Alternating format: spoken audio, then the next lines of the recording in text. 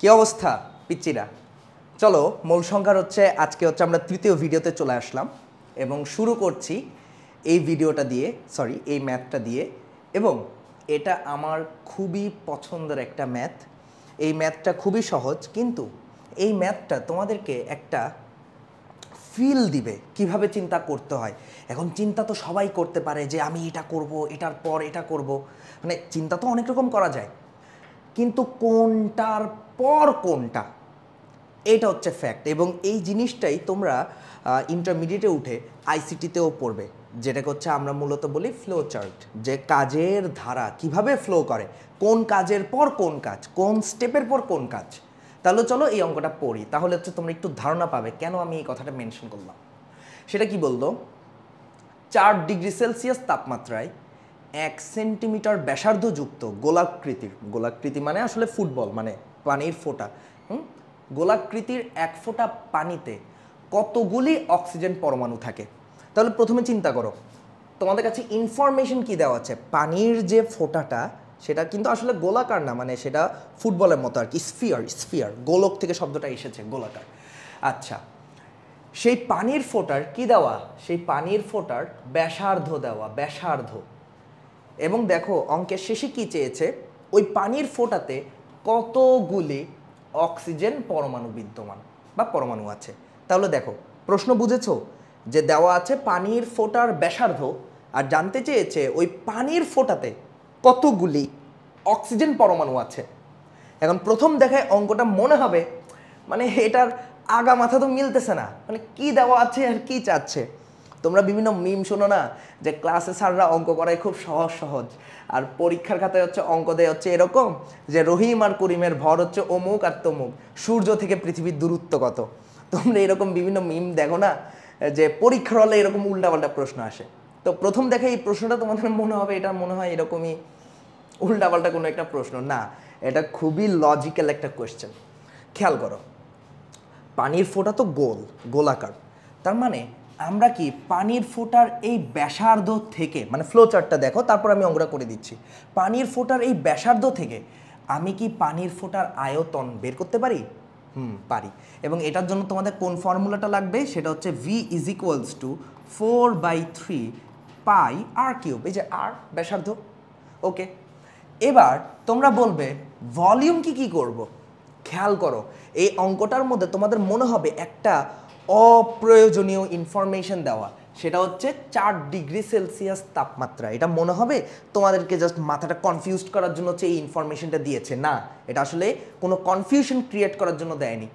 এটা দিয়েছে একটা জিনিস তোমাদেরকে রিকল করানোর জন্য, যেটা তোমরা ফিজিক্সে পড়ো, সেটা 4 ডিগ্রি সেলসিয়াস তাপমাত্রায় পানির ঘনত্ব, density, density of water, DW বা রো দিয়েও লেখা যায়, ডি দিয়ে লিখছি, কত, সেটা 1000 কিলোগ্রাম পার মিটার কিউব, বা এটাকে আমি একটু অন্যভাবে লিখতে পারি, সেটা 1 গ্রাম পার সেন্টিমিটার কিউব। দুইটা একই কথা, এটা কেজি পার মিটার কিউবে, এটা গ্রাম পার সেন্টিমিটার কিউবে। এবং এই জিনিসগুলো তোমরা একক রূপান্তরে পড়ো, যে কিভাবে কিলোগ্রামকে গ্রামে নিতে হয়, কিভাবে মিটার কিউবকে সেন্টিমিটার কিউবে নিতে হয়। এবার খেয়াল করো, তার মানে এই ইনফরমেশনটা তোমাকে মিন করছে যে তোমাকে পানির ডেনসিটি দেওয়া আছে, আর তোমাদের লাগবে আর তোমাদের কাছে পানির ওই গোলাকার পানির ফোঁটাটার আয়তন দেওয়া। তাহলে কি আমি কি এই সূত্রটা থেকে একটা রিকল করতে পারি, মনে করাই দিতে পারি, সেটা ডেনসিটি কি ভর ডিভাইডেড বাই আয়তন। তাহলে আমি যদি ডেনসিটি আর আয়তনকে গুণ করি, তার মানে আমি ওই গোলাকার পানির ফোঁটার কি পেয়ে যাব, ভর পেয়ে যাব।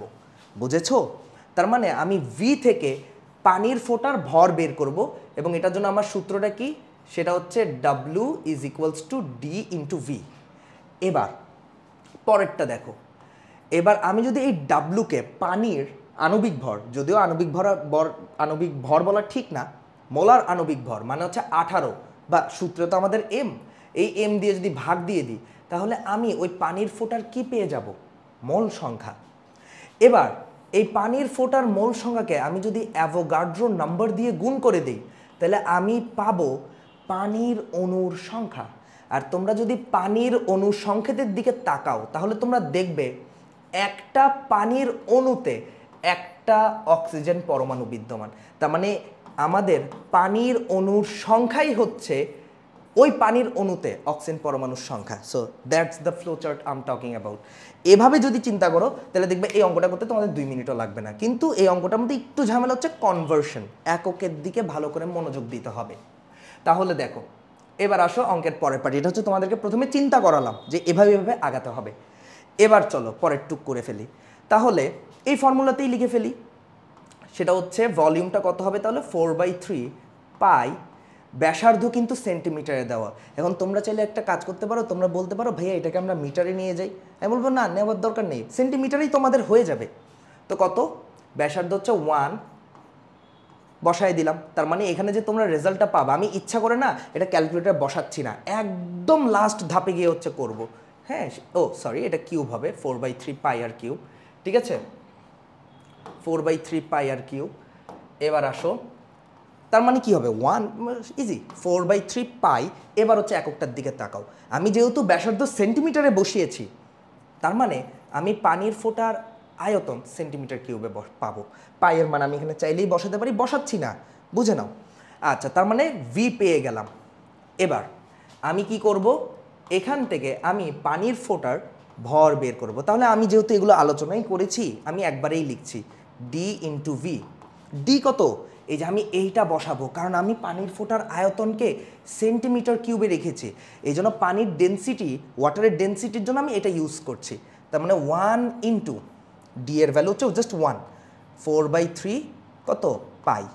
এবং তোমরা খেয়াল করো, যদি তোমরা চালাক হও তাহলে তোমরা বলবা যে ভাইয়া এই পার সেন্টিমিটার কিউব, এই সেন্টিমিটার কিউব কাটা গেলে এই যে দেখো পানির ফোঁটার ভর গ্রামে চলে আসে। এখন তোমরা যদি কেউ বলো যে ভাইয়া আমি যদি এই পানির ফোঁটার ব্যাসার্ধকে মিটারে নিতাম তাহলে আমার এই রেজাল্টটা মিটার কিউবে আসতো, তাহলে তখন আমাকে এইটা ইউজ করতে হতো, তখন তো আমি আর 1 বসাতে পারতাম না, 1000 বসাতে হতো। আর 1000 বসালে হ্যাঁ তোমরা পানির ফোঁটার ভর পাবে, কিন্তু তখন তো কিলোগ্রামে পাবে। এবং কিলোগ্রামে পেলে যে সমস্যাটা হবে, মোল নাম্বারের আমরা যে সূত্রটা লিখি n = W/m, এখানে কিন্তু W কিন্তু গ্রামে হতে হয়, আর m তোমরা জানো এটা হচ্ছে গ্রাম পার মোল, গ্রাম পার মোল। তো যেটা হবে তোমাদের অ্যান্সারটা কেজিতে আসতো, তখন সেটাকে ওই যেটা করতে হতো 1000 দিয়ে গুণ করে গ্রামে নিয়ে যেতে হতো। তো ওই কষ্টটাই যাতে না করো এই জন্যই আর কি আমি বললাম যে অঙ্কটা সেন্টিমিটারে দেওয়া আছে, সেন্টিমিটার দিয়েই করে ফেলো, তাহলে হলো। তার মানে এখানে তোমরা কি পাবে 4/3 পাই গ্রাম, গ্রাম এই 4/3 পাই জি না কিন্তু গ্রাম। আচ্ছা, এবার তোমরা কি করবে, তোমরা পানির অণুর মোল সংখ্যা বের করবে W/m। তো W কত, W হচ্ছে 4/3 পাই, আর m কত, পানির m কত বলে দেওয়া লাগবে না তো, 18। তাহলে তোমরা চাইলে এখানে একটু কাটাকাটি করতে পারো, সেটা হচ্ছে 4/3 ইন্টু কত হবে 1/18 পাই। তার মানে হচ্ছে যদি কাটাকাটি করো সেটা হচ্ছে এটা 2, আমি আসলে ক্যালকুলেটারের হেল্প নিচ্ছি না ইচ্ছা করেই। আর এটা কত 9, তার মানে হচ্ছে গিয়ে আসলে কি ঠিক আছে, ঠিক আছে 2 আর 9, হ্যাঁ ঠিক আছে। তার মানে হচ্ছে 2/27 পাই। এত কি হবে, এত মোল পানি আমাদের কাছে আছে, 2/27 মোল পানি আমাদের কাছে আছে। এবার আসো বাকি অংশটা, এবার হচ্ছে কি করবে, এখন তোমাদের লাগবে পানির অণুর সংখ্যা। তার মানে n = কি, n into na, n into na। তার মানে পানির অণুর সংখ্যা হচ্ছে কি বলবে, দেখি তোমরা ধরতে পারো কিনা, 2π na ডিভাইডেড বাই 27, এতটি পানির অণু, এতটি পানির অণু, লেখার জায়গা হচ্ছে না, এতটি পানির অণু, এতটি পানির অণু, নিচেই লিখলাম এতটি পানির অণু। ঘটনা হচ্ছে এই অঙ্কটা যেখানে এসেছিল পরীক্ষাতে সেখানে হচ্ছে অপশনটা এইভাবেই ছিল, মানে আমাদের কোনো দরকার নেই মান বসানোর, এই জন্য আমি ইচ্ছা করে এইভাবে রাখলাম। এবার তোমরা বলো, এখানেই পড়েছো যতগুলো পানির অণু থাকবে অতগুলোই কি থাকবে, অক্সিজেন পরমাণু থাকবে। তার মানে তোমাদের হচ্ছে অক্সিজেন অণুর সংখ্যাও কি সেম, 2π na ডিভাইড বাই কত 27টি অক্সিজেন পরমাণু। এখন তোমরা কেউ যদি বলো যে না ভাইয়া আমরা না অ্যান্সারটা দেখতে চাই, হ্যাঁ, সেই ক্ষেত্রে তোমাদেরকে কী করতে হবে, মানটা বসাই দিতে হবে। তাহলে মানটা কী হবে, আমি এই জায়গায় লিখি, নাম মুছি, সেটা কত, 2 ইন্টু 3.1416 ইন্টু অ্যাভোগাড্রো নাম্বারটা কত, 6.023 ইন্টু 10⁻23, আর এটাকে ভাগ দিয়ে দিব কত দিয়ে, 27, এতটি অক্সিজেন পরমাণু। বলো এই অঙ্কটা কি বাকিটুক কি আমার করে দিতে হবে? তোমরা পারবে না? সহজ তো, জাস্ট তোমাদেরকে চিন্তা করালাম যে কিভাবে এটা করতে হয়। এবং কখনো কখনো পরীক্ষাতে বিভিন্ন অঙ্কের অ্যান্সার বা এমসিকিউতে অপশন এভাবে তো দেখে না ভয় পাবে না, বরং খুশি হয়ে যাবে যে আর জব ক্যালকুলেটর ব্যবহার করতে হবে না, বুঝে না? এবং ঢাকা ভার্সিটিতে ইদানিংকালে এভাবেই প্রশ্ন আসে। আচ্ছা, সহজ ছিল তো, ঠিক আছে, চলো এর পরের অঙ্কটাই যাই। এটা আসো আরেকটা অঙ্ক, সেটা কি, কোয়েশ্চেনটা পড়ো। একটি মিশ্রণে মিক্সচার অক্সিজেন ও নাইট্রোজেন এর ভরের অনুপাত 1:4। পরের প্রশ্নটা কি বলেছে, মিশ্রণে অক্সিজেন ও নাইট্রোজেনের অণুর সংখ্যার অনুপাত, কথাটা খেয়াল করো, অণুর সংখ্যার অনুপাত নির্ণয় করো। এটা খুবই সুন্দর একটা অঙ্ক এবং ইজি অঙ্ক, কিন্তু এখানেও আমি যেটা করাবো তোমাদেরকে ভাবাবো। আচ্ছা, প্রথমটা পড়ো। তার মানে তোমাদেরকে একটা মিক্সচার দেওয়া আছে, যেহেতু গ্যাস, তোমাদের বুঝতে হবে এখানে অক্সিজেনও গ্যাস, নাইট্রোজেনও গ্যাস, এবং গ্যাসকে না তোমরা কখনো ওপেন কন্টেইনারে রাখতে পারবে না, ক্লোজড কন্টেইনারে রাখতে হবে, আবদ্ধ পাত্র রাখতে হবে। তো মনে মনে কল্পনা করো একটা আবদ্ধ পাত্র আছে তোমাদের কাছে, মানে আমরা মূলত এরকম একটা বক্স একেই হচ্ছে আবদ্ধ পাত্র বুঝাই বা বুঝালাম।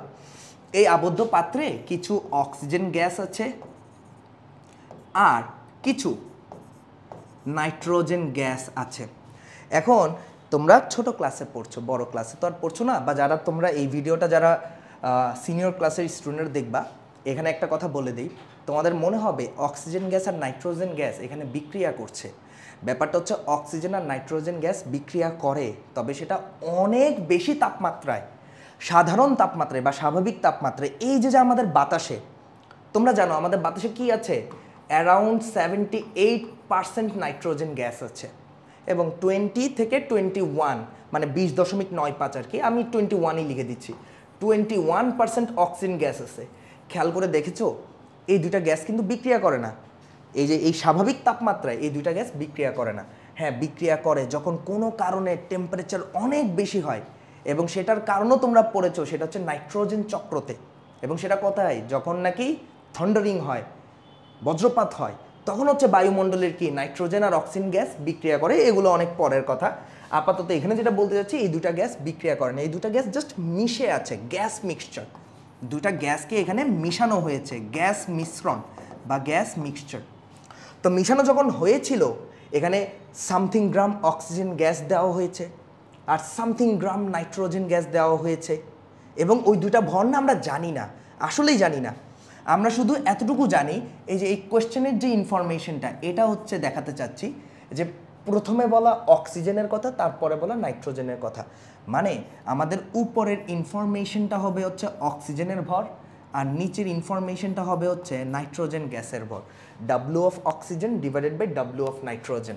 এই ইনফরমেশনটা কত দাও, 1:4, তার মানে 1/4 অনুপাতের না, এটাই হচ্ছে সৌন্দর্য, যে তোমাদের আসলেই জানতে হবে না এই কন্টেইনারে কত গ্রাম অক্সিজেন গ্যাস আছে, জানার দরকার নেই।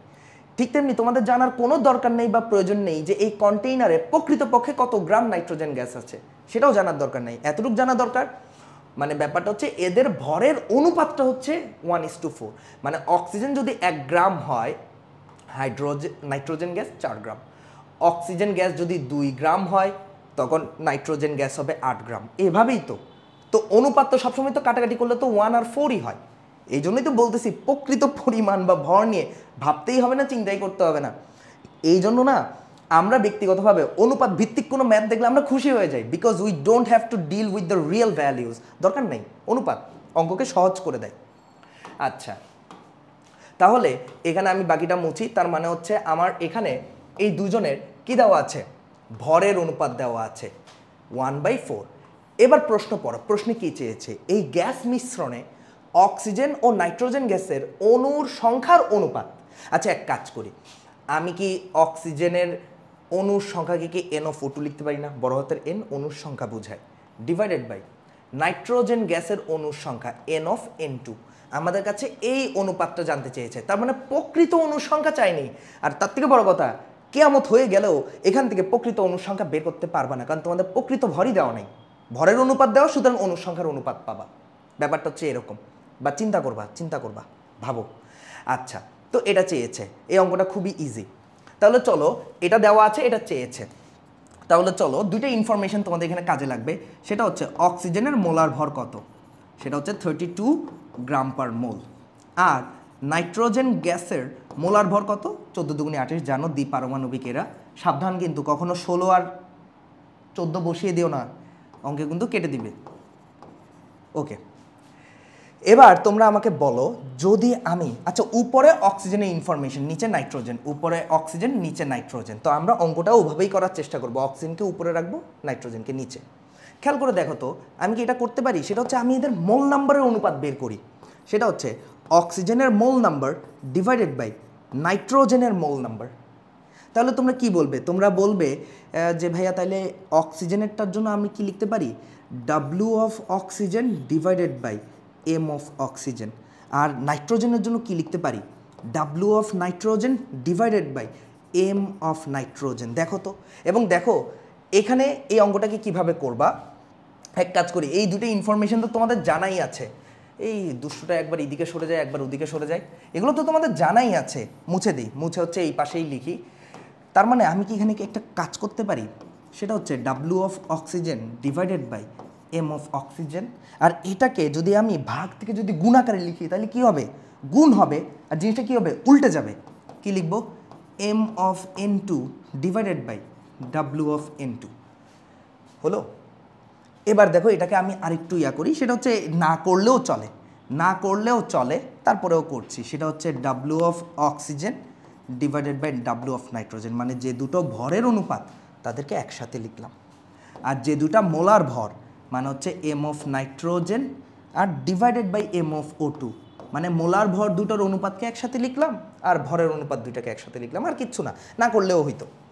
আচ্ছা, এখন বলো তো এই এতটুকুর ভ্যালু কত?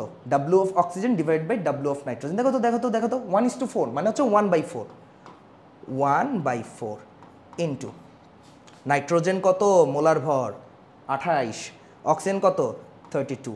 তো 4 দিয়ে যদি 28কে কাটো কত আসে? 7। তার মানে এই দুটো গ্যাসের ওই কন্টেইনারে বা আবদ্ধ পাত্রে মোল সংখ্যার অনুপাত হচ্ছে কত? 7/32। মানে আমি যদি বলি অক্সিজেন গ্যাস 7 মোল আছে, তাহলে নাইট্রোজেন গ্যাস 32 মোল আছে। আমাদের প্রকৃত মোল সংখ্যা নিয়ে ডিল করতে হবে না তো, মোল সংখ্যার অনুপাত হচ্ছে 7/32। এতটুকু কি বুঝেছো? ঠিক আছে, এবার আসো, এখন তোমরা বলবে যে এই অঙ্কটার মধ্যে চেয়েছে অণুর সংখ্যার অনুপাত, আপনি তো বের করেছেন মোল সংখ্যার অনুপাত। মোল সংখ্যার অনুপাত বের করেছি, কিন্তু মোল সংখ্যার অনুপাত। আচ্ছা সমস্যা নাই, দেখাচ্ছি। এক কাজ করো তো, আমি মোল সংখ্যার সূত্রটা না আবার লিখছি, অক্সিজেনের মোল সংখ্যা ডিভাইডেড বাই নাইট্রোজেনের মোল সংখ্যা। দেখো তো এটাকে কি আমি কি ভেঙে এভাবে লিখতে পারি? সেটা হচ্ছে অক্সিজেনের মোল সংখ্যা হচ্ছে আসলে অক্সিজেন অণুর সংখ্যা ডিভাইডেড বাই অ্যাভোগাড্রো নাম্বার, আর নাইট্রোজেনের মোল সংখ্যা হচ্ছে নাইট্রোজেনের অণুর সংখ্যা ডিভাইডেড বাই অ্যাভোগাড্রো নাম্বার।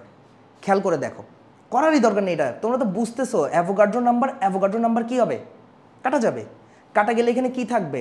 অক্সিজেনের মোল সংখ্যা ডিভাইডেড বাই নাইট্রোজেনের মোল সংখ্যা হচ্ছে অক্সিজেন অণুর সংখ্যা ডিভাইডেড বাই নাইট্রোজেনের অণুর সংখ্যা। খেয়াল করেছো? মানে আমি চাইলে কি এখানে এই কথাটা বলতে পারি? সেটা হচ্ছে, এটা মুছে দিই তাইলে আমার লেখার জায়গা হয়ে যাবে। সেটা হচ্ছে, তার মানে আমি কি বলতে পারি অক্সিজেন অণুর সংখ্যা ডিভাইডেড বাই নাইট্রোজেনের অণুর সংখ্যা হচ্ছে গিয়ে এটা সমান এই যে অক্সিজেনের মোল নাম্বার ডিভাইডেড বাই নাইট্রোজেনের মোল নাম্বার। খেয়াল করে দেখো তো, এটাই তো তোমরা বের করেছো। এই যে এটাই তো তোমরা বের করেছো। কত? এই দুজনের মোল সংখ্যার অনুপাত কত? 7/32। এই যে এই ভ্যালুটাই তো তোমরা বের করেছো। কত? 7/32। চিন্তা করে দেখো, এই যে অক্সিজেন অণুর সংখ্যা ডিভাইডেড বাই নাইট্রোজেন অণুর সংখ্যা, এদের অণুর সংখ্যার অনুপাত কত? 7/32। সেম। বা এটা না, যারা চালাক একটু, ওরা না এই অঙ্কটা থেকেই অ্যান্সার দিয়ে দিতে পারবে। মোল সংখ্যার অনুপাতই তো ডিরেক্টলি কি অনুসংখ্যার অনুপাত, তাহলে মোল সংখ্যার অনুপাতকেই আমরা অ্যান্সার বলে চালাই দিব। তাও আমি একটু করাই দেখালাম যে এটা কাটাকাটি গেলে মোল সংখ্যার অনুপাত, মোল সংখ্যার অনুপাত আর অনুসংখ্যার অনুপাত কি কথা, একই কথা। তো এই তো চলে আসলো, খুব সহজ একটা অঙ্ক, খুব সহজ একটা অঙ্ক। এবার আসো এর পরের অঙ্কে চলে যাই। এগুলো খুব ইজি অঙ্ক এবং এগুলো না অনেক বেশি চিন্তা করাবে। এবার চলো এই অঙ্কটা করি, এই অঙ্কটা করি এবং এটা দিয়ে আজকের ভিডিওটা শেষ হবে এবং এই অঙ্কটা খুব তোমাদেরকে ভাবাবে, অনেক কিছু ভাবাবে। দেখো কি বলেছে, কেরোসিন হলো 12 থেকে 16, এটার মানে হচ্ছে 12 থেকে 16, 12 থেকে 16 সংখ্যক কার্বন বিশিষ্ট একটি অ্যালকেন। পরের প্রশ্নটা খেয়াল করি, কেরোসিন পূর্ণ একটি পাত্র প্রতি ঘন্টায় 10 মিলিগ্রাম ভর হারায়, ভর হারায়। আচ্ছা, প্রতি সেকেন্ডে পাত্রটি থেকে ন্যূনতম কতটি বাষ্প অণু নির্গত হয়? প্রথম কথা হচ্ছে এই প্রবলেমটা যখন তোমরা দেখছো বা পড়ছো, এটাও সেম, ওই যে রহিম আর করিমের ভর দেওয়া, সূর্য থেকে পৃথিবীর দূরত্ব চাইছে, অঙ্ক এরকম আছে না, বা আমরা বলি না, এই অঙ্কটা ওইরকম মনে হচ্ছে যে কি দেওয়ার কি চাচ্ছে, মানে অনেক চিন্তা ভাবনা। আচ্ছা তাহলে আসো প্রথমে আমি ধাপে ধাপে হচ্ছে তোমাদের 3টা কনফিউশন হচ্ছে দূর করব। প্রথম কথাটা হচ্ছে কেরোসিনের নামটা দেখে তোমাদের মনে হতে পারে যে কেরোসিন একটা অ্যালকিন। কেন? কারণ তোমরা ওর নামের মধ্যে ইএনই দেখতে পাচ্ছ, অ্যালকিন। কিন্তু বিলিভ মি, কেরোসিন অ্যালকিন না, কেরোসিন অ্যালকেন, অ্যালকেন।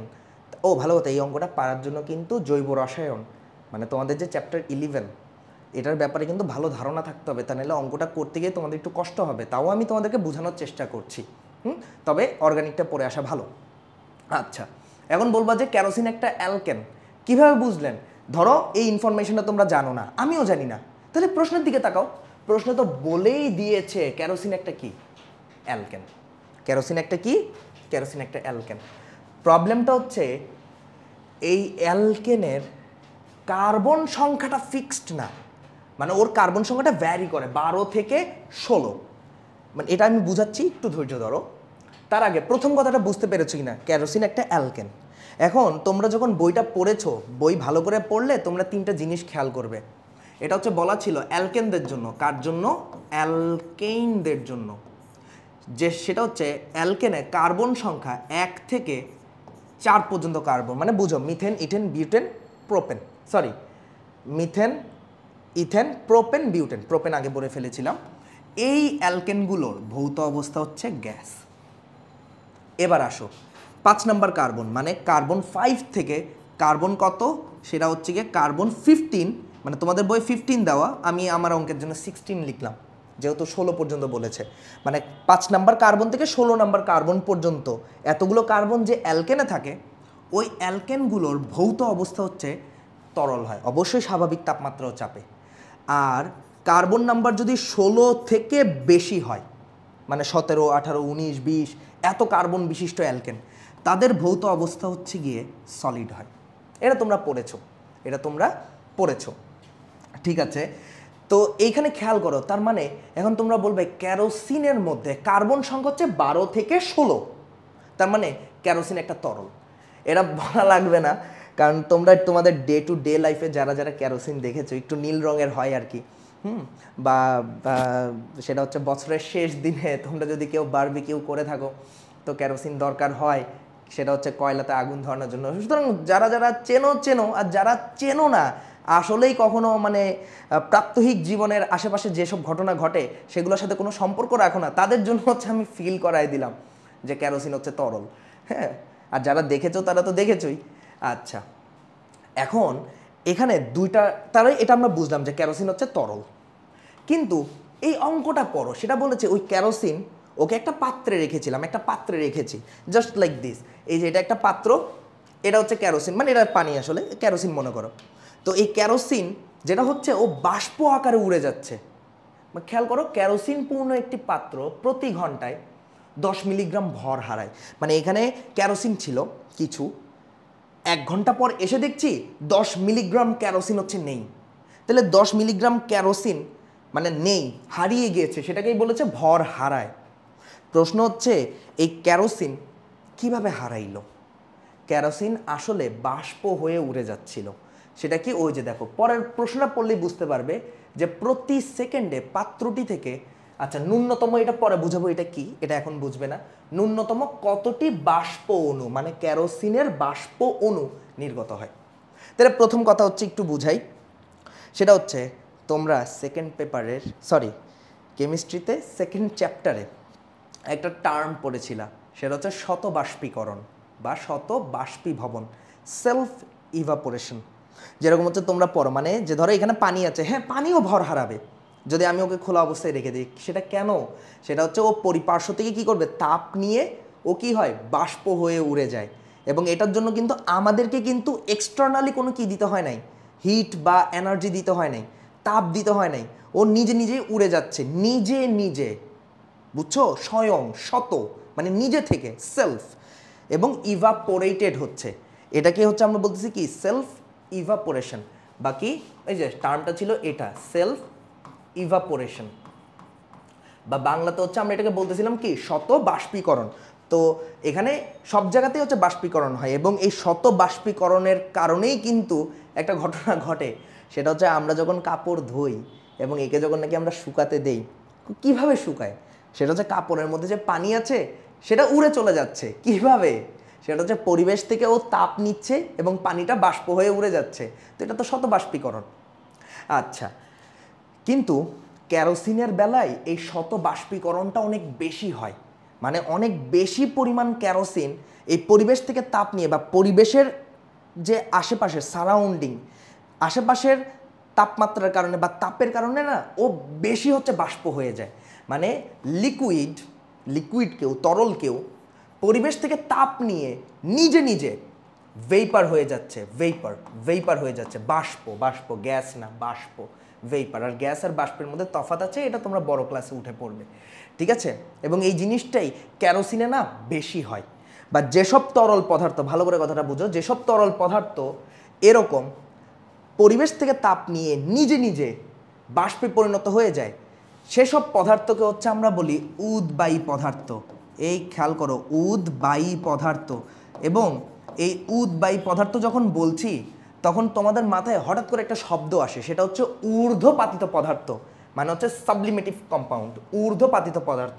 এবং তোমাদের মধ্যে অনেকের মনে হতে পারে উদবায়ী পদার্থ আর হচ্ছে গিয়ে ঊর্ধ্বপাতিত পদার্থ দুটো একই। না, দুটো একই না, দুটো আলাদা। তো আগে বলি এটা বুঝছো কি না, যে তরল পদার্থ নিজে নিজে আপনা আপনি কি হচ্ছে, বাষ্প হয়ে উড়ে যাচ্ছে, এটাকে হচ্ছে আমরা বলি ওই তরল পদার্থের কি, উদবায়িতা। কি বলি, উদবায়িতা। আর ওই পদার্থটাকে বলি হচ্ছে উদবায়ী পদার্থ। তো কেরোসিনের আসলে উদবায়িতা বেশি, বা ও একটা উদবায়ী পদার্থ। আর ঊর্ধ্বপাতিত পদার্থের ব্যাপারটা যদি অল্প করে বলি, এটা তোমরা পড়েছো বা তোমরা এটা তোমাদের কাছে খুবই সহজ, সেটা হচ্ছে কঠিন জিনিসকে, কঠিন কোনো পদার্থকে যদি তাপ দিই, তো তোমরা কি বলো, ওটা মেল্ট হবে, গলে কি হবে, তরল হবে, লিকুইড হবে। আর ওই তরলকে যদি আমরা আরও তাপ দিই তাহলে সেটা কি হবে, সেটা বাষ্পে পরিণত হবে বা গ্যাসে পরিণত হবে। আমি বাষ্পই লিখছি।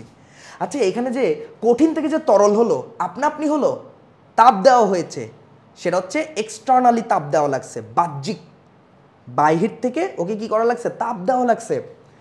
এবং এই তরল পদার্থ কি আপনা আপনি বাষ্পে পরিণত হয়েছে? না, তাপ দেওয়া লেগেছে, তাপ দিতে হয়েছে, তখন হচ্ছে লিকুইড ভেপার হয়েছে।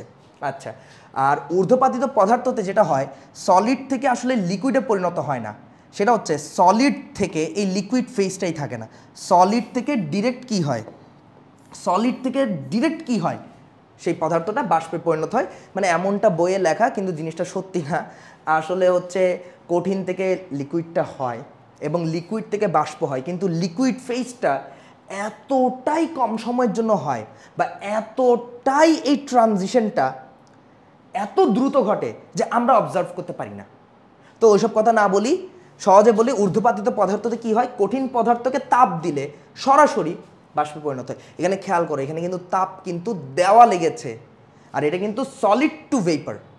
আর উদবায়ী পদার্থটা খেয়াল করো, তাপ দেওয়া লাগেনি, ও প্রকৃতি থেকে, আশেপাশ থেকে তাপ নিয়ে নেয় নিজে নিজে, এবং লিকুইড থেকে ভেপার হয়ে যায়। সুতরাং দুইটা জিনিস কিন্তু এক না, একটা হচ্ছে সলিড টু ভেপার, আরেকটা হচ্ছে লিকুইড টু ভেপার। একটা হচ্ছে তাপ দেওয়া লাগে, আরেকটা হচ্ছে ও তাপ নিয়ে নেয় নিজে নিজে, বুঝছো? সুতরাং দুইটা জিনিস এক না, দুইটা জিনিস এক না। তাহলে আমরা দুইটা টার্ম বুঝলাম। এবার হচ্ছে আসো আমরা মেইন অঙ্কের মধ্যে হাত দিব। এতক্ষণ হচ্ছে তোমাদেরকে এই প্রশ্নটার সাথে আনুষঙ্গিক আর কি কি জিনিস আছে সেগুলো বললাম। এখন হচ্ছে আমি তোমাদেরকে প্রবলেমটা বলবো যে প্রবলেমটা কিভাবে সলভ করতে হবে। এবার আসো এটা মুছে ফেলি, সেটা কি, এবার চলো সেটা হচ্ছে, এবার খেয়াল করো তাহলে বুঝলাম।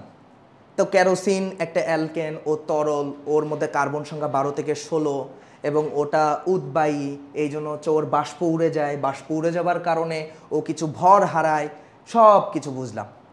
এখন হচ্ছে মেইন অঙ্কতে আসি। প্রথম কথা, আমি যদি এখন তোমাদেরকে বলি কেরোসিনের আণবিক ভর কত, মোলার ভর না বলি, আণবিক ভরই বলি, আণবিক ভর কত, তাহলে তোমরা বলবো যে ভাইয়া পারবো না তো। আচ্ছা, তাহলে আমি তোমাদেরকে তোমাদের ছোটবেলার হচ্ছে সেই জিনিসটা ধরায় দিই। সেটা হচ্ছে অ্যালকেন বলা মাত্র তোমাদের মাথায় অ্যালকেনের সাধারণ সংকেত কি ঘুরবে, পড়ে এসেছো, সেটা হচ্ছে CnH2n+2, যেখানে n এর পরিচয় কি ছিল, n এর পরিচয় ছিল হচ্ছে ওই অ্যালকেনের মধ্যে কি কার্বন সংখ্যা। তো আমি যদি এখন বলি যে আমাদের যে কেরোসিনটা আছে, আমাদের যে কেরোসিন আছে, আচ্ছা ধরে নিচ্ছি আমাদের কেরোসিন হচ্ছে কার্বন কয়টা, 12টা ধরে নিচ্ছি, তাহলে আমাদের কেরোসিনের আণবিক ভর, আণবিক ভরই বলছি, আণবিক ভর তাহলে কত হবে, সেটা কি তোমরা কি এই সূত্র দিয়ে করতে পারবে না? পারবে তো। দেখো মানে তখন তোমাদের কেরোসিনের সংখ্যাটা তাহলে কি দাঁড়াবে, সেটা হচ্ছে কার্বন 12টা, হাইড্রোজেন কয়টা, 12 দুগুণী 24 আর 2 26। তাহলে এখান থেকে কি কেরোসিন যদি 12 কার্বন বিশিষ্ট হয় আণবিক ভর বের করতে পারবো না? সেটা হচ্ছে 12 × 12 প্লাস হাইড্রোজেন কত 1 × 26। এটা হিসাব করে দেখো, 12 12 144 আর হচ্ছে 26। তার মানে আমার কেরোসিন যদি 12 কার্বন বিশিষ্ট হয় তখন ওর আণবিক ভর হচ্ছে 170। আমি আর দুইটা করে দেখাই, তারপর বাকিগুলো হচ্ছে আমি লিখে ফেলবো, তোমরা জাস্ট ক্যালকুলেটরে ক্যালকুলেট করে দেখো। কেরোসিন যদি 13 কার্বন বিশিষ্ট হয়, 13 কার্বন বিশিষ্ট হয়, তাহলে ওর সংখ্যাটা তখন কি দাঁড়াবে C13, আর ওইটা কি 13 দুগুণী 24 আর হচ্ছে 2, সরি 13 দুগুণী 26 আর 2 28। তাহলে কেরোসিন যদি 13 কার্বন বিশিষ্ট হয় তাহলে ওর আণবিক ভর কি আসবে, 12 × হচ্ছে 13 প্লাস 28 × 1। তার মানে তোমরা হচ্ছে হিসাব যদি করো তাহলে এখানে তোমরা কি পাবে, সেটা হচ্ছে 184। কেরোসিন যদি 13 কার্বন বিশিষ্ট হয় ওর আণবিক ভর কী হবে, 184। এবং আশা করি তোমরা বুঝতে পারছো, আমি জাস্ট একটু জাম্প করি, তোমরা এটা ক্যালকুলেট করে দেখো। সেটা হচ্ছে কেরোসিন যদি 14 কার্বন বিশিষ্ট হয় তাহলে ওর আণবিক ভর হবে, তোমরা ক্যালকুলেট করে দেখো, আমি জাস্ট লিখে দিচ্ছি, ওর আণবিক ভর হবে হচ্ছে গিয়ে 196।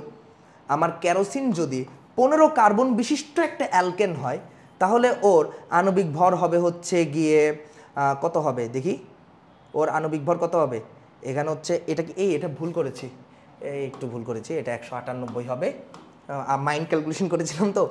আচ্ছা, আর এটা কত হবে, সেটা হচ্ছে গিয়ে তোমরা ক্যালকুলেটর হিসাব করে দেখো, এটা কত হবে, এটা হবে হচ্ছে গিয়ে 212। আরে কেন মাইন্ড ক্যালকুলেশন করতে গেলাম, খালি ভুল হচ্ছে। আর হচ্ছে যদি আমার কেরোসিন 16 কার্বন বিশিষ্ট অ্যালকেন হয় তাহলে ওর আণবিক ভর হবে হচ্ছে গিয়ে 226। এটাই হচ্ছে বলতে চাচ্ছি, সেটা হচ্ছে যেহেতু কেরোসিনের কার্বন সংখ্যা ফিক্সড না, এর মানে সংকেতও ফিক্সড না, এর মানে আণবিক ভরও ফিক্সড না। কেরোসিনের আণবিক ভর 170 হতে পারে, কেরোসিনের আণবিক ভর 184 হতে পারে, কেরোসিনের আণবিক ভর 198 হতে পারে, 212 হতে পারে, 226 হতে পারে। এতটুকু তো বুঝেছি যে জিনিসটা ভেরিয়েবল। আমরা জানি বিভিন্ন পদার্থের আণবিক ভর মোলার ভর ফিক্সড হয়, কেরোসিনের বেলায় ব্যাপারটা ফিক্সড না, এটাই তো চেঞ্জ হচ্ছে, যে কোনোটা হতে পারে, তবে এই 5টার মধ্যে যে কোনোটা হতে পারে। এটা বুঝেছো? ঠিক আছে, এবার হচ্ছে খেয়াল করে কি বলেছে, ওই কেরোসিনের পাত্রটা প্রতি ঘন্টায় 10 মিলিগ্রাম ভর হারায়। এর মানে এটা তো বুঝেছি যে কেরোসিনটা উড়ে চলে যাচ্ছে ভেপোরাইজেশন হয়ে, বাষ্প হয়ে, তার ভর কত 10 মিলিগ্রাম। এবং তোমরা জানো ডাব্লুকে গ্রামে নিতে হবে, তো আমি এটা আর করে দিচ্ছি না, আমি ডিরেক্ট লিখে দিচ্ছি 10 মিলিগ্রাম হচ্ছে 10⁻² গ্রাম। এবার অঙ্কের পরের লাইনটা খেয়াল করো, সেটা হচ্ছে প্রতি সেকেন্ডে পাত্রটি থেকে ন্যূনতম কতটি বাষ্প নির্গত হয়।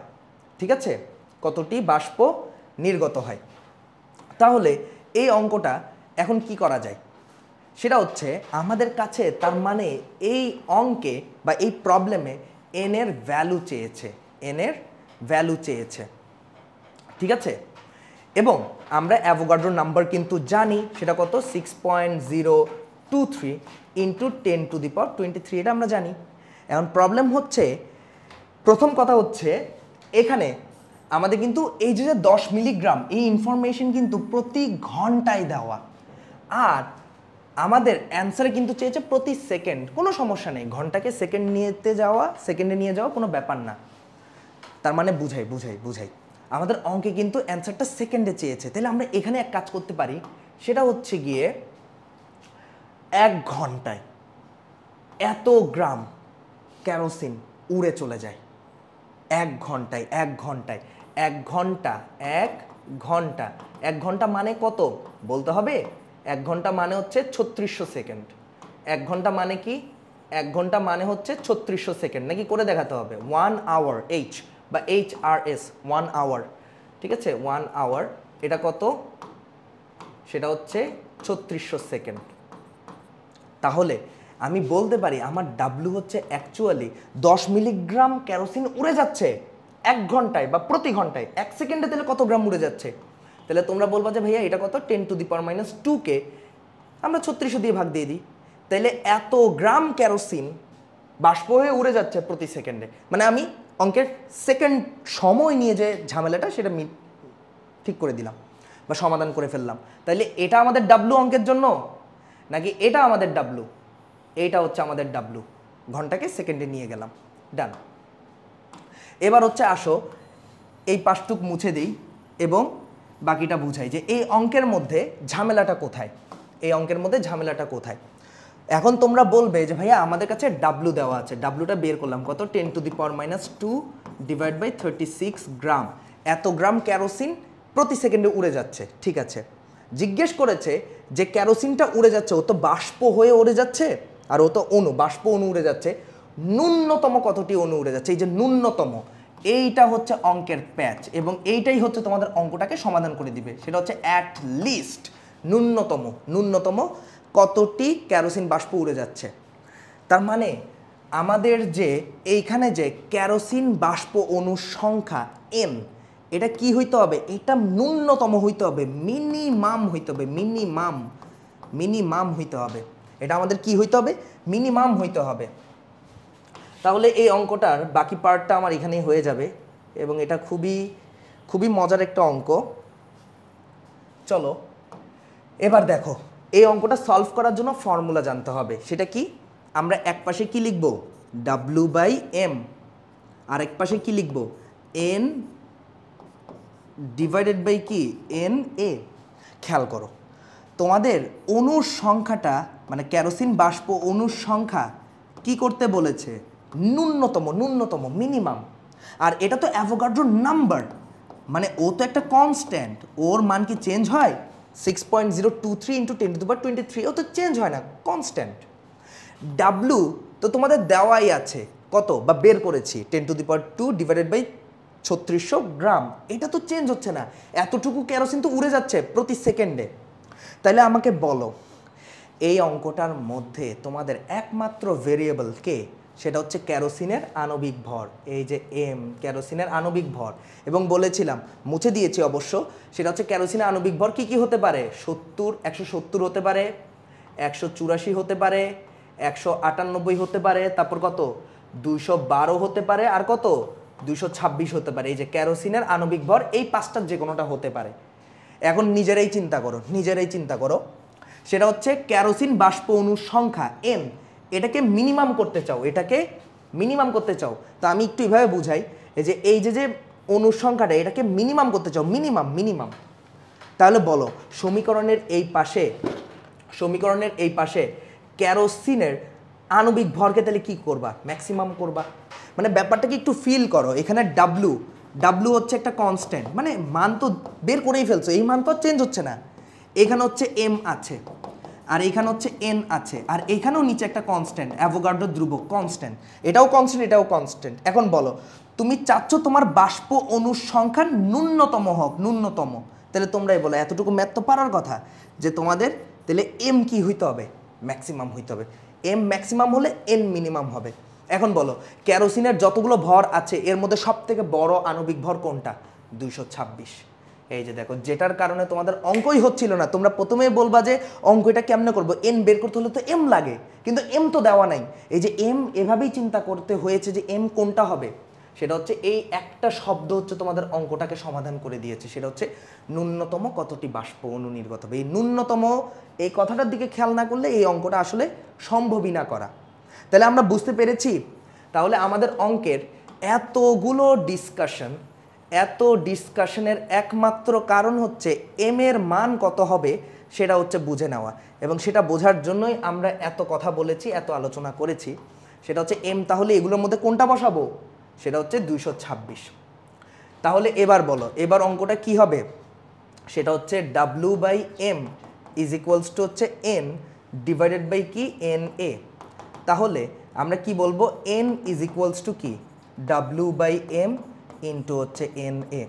এই অঙ্কটা এতক্ষণ ধরে তোমরা আটকে ছিলা, W তো বুঝতেই পারলাম 10⁻² ডিভাইডেড বাই 3600 এত বসাবো।